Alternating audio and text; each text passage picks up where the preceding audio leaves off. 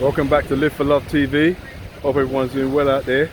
Do remember, like, share and subscribe. Welcome Live for Love TV. Today's the 17th day, second month, 22nd year inside the 21st century. Hope everyone's doing well out there. I was thinking about Muhammad Ali as usual. Every so often my mind runs on the great Muhammad Ali. Yeah, because we always call him the greatest. He called himself the greatest, but he's been acknowledged as the greatest. But sometimes we forget why he's called the greatest. If you go back into his boxing record, just go back and look into his boxing record. It's an excellent boxing record. But it certainly can't be his boxing record alone that makes him the greatest, because there are other people with greater boxing records than him. So when he's called the greatest and we acknowledge him as the greatest, it's because of what he did outside the ring in comparison to what he did inside the ring. So put the two together, he's the greatest, and by a mile, really. He stood for something. He was a man of courage, a man of convictions, a man of principles. Most of our sports stars today that we like, whether they're 100-meter runners or 200-meter runners, all stars, athletics, we don't know what they stand for. We don't know anything about their characters, their personalities. They'll never be the greatest. Someone will always come and obscure them with a better record, a better time, a better goal scoring record. We don't know what they stand for. And the fact that you've got talent in any particular field, that doesn't really get you to that greatest status. Bob Marley, great musician, great artist, great songwriter. But this is a man who stood on his convictions. There are Jamaican artists and writers who we know can compare with Bob Marley, but not with the conviction that Bob Marley had, and the conviction he had that Rastafari was going to be the future, and he was going to be the person to bring it around the world and you know, let everybody know about it, regardless of how people would laugh at him and laugh at his hairstyle, laugh at the fact that he's smoking, and you know, it didn't matter to him. He had something to stand for. He had principles. Now I'd say all of this to come round to Djokovic, the #1 tennis player in the world. This is another man with principles.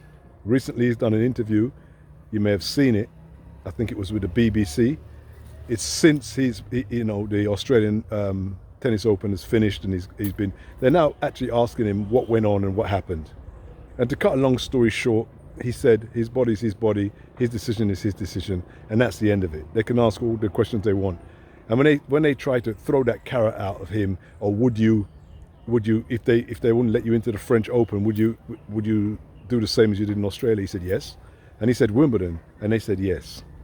Now, this is because the majority of these people never did like this man in the first place. This is not just the authorities and the majority of the big wigs, but it all goes for the press as well. Because you can look at this. Just imagine, think about this for a second.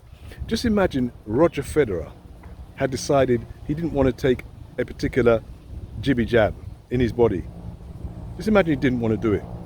And he had to come to Wimbledon. And not only would they not let him into Wimbledon, but they put him in detention centre twice. Could you imagine Roger Federer being put in a detention centre in the UK twice, the darling of Wimbledon, and then thrown out of the country in shame? Could it happen? Of course it couldn't happen. You know that couldn't happen. This only happens to certain people. It only happens to certain people. It's not just because of what they've done, it's the people themselves. And it's usually people like Djokovic, people who have principles, that have to face the might of these people. I call them faceless people. Faceless people always come out and make you feel like everything you do is wrong, even though they put the thing there for you to step over. So they put a hurdle there as you're walking down the street, you step over it, they say you're wrong to have stepped over the hurdle. What right do you have to step over the hurdle? They never consider what right they had to put the hurdle in front of you in the first place. And this is exactly how they've done with Djokovic. And I'm proud that I've done videos prior to him coming out and speaking the way he spoke. I mean, I don't really care whether he's a famous person or not. Live for Love TV is always about principles. And for me, a lot of us watching this around the world, we don't have any principles that we stand on. I've got a good friend who lost his job because he refused the jibby jab. He basically lost his job. In as you know, your bills, you pay your bills, your rent, whatever. Lost his job and was prepared to lose his job and lost it. Now the last 3 days, he's got that job back. The very same job back has been given back just like that. As almost as if nothing had happened. Almost like a sort of Rick Van Winkle, 40 days has gone by or whatever it was. And he's just woken up and they've given him back his job and he didn't even realize. What kind of thing is this? What kind of thing is this? And I respect him and I want to say salute to you, Brother Zazi, for holding your corner and having your principles. Because these principles that make you a man, or if you're a woman, make you somebody of note, make you somebody to be respected, somebody who who even when it's cold and snowy, you go and look for that person. You travel miles to go and look for that person because they got principles. When people don't have principles and can't stand up for anything, it doesn't have to be this, but anything, they stand up for nothing in life. To me, they're not worth the time of day. I wouldn't waste my time. If they were 5 yards around the corner, I wouldn't go and look for them.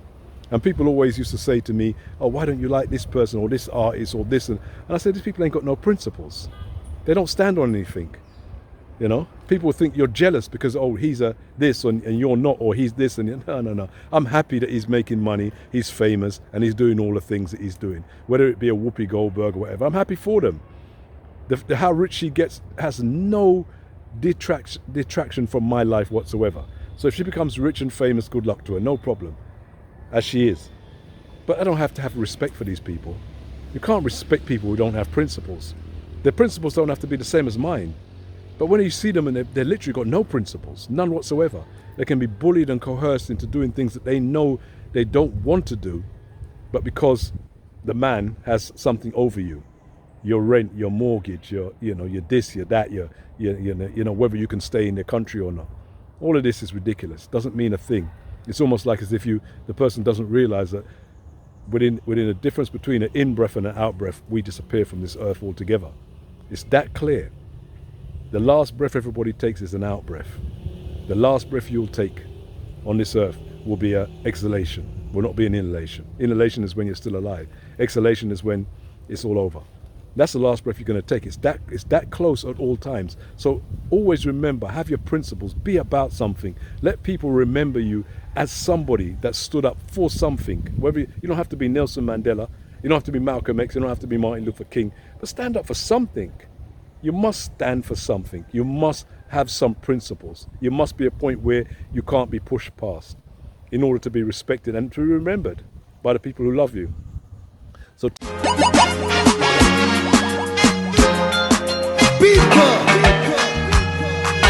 one step more, one step more, one step